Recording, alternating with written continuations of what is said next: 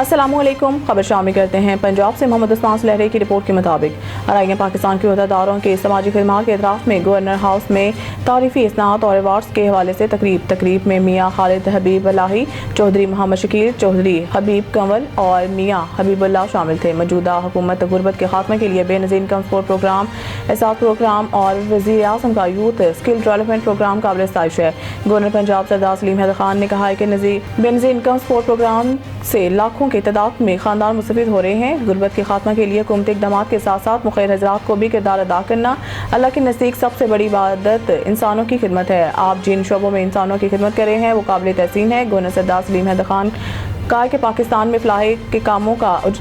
फलाह के कामों को उजागर करके पाकिस्तान का सॉफ्ट इमेज वाज़ेह किया जा सकता है। जो लोग बेरोज़ फलाही काम कर रहे हैं वो काबिल कदर हैं, इनकी हौसला अफजाई होनी चाहिए।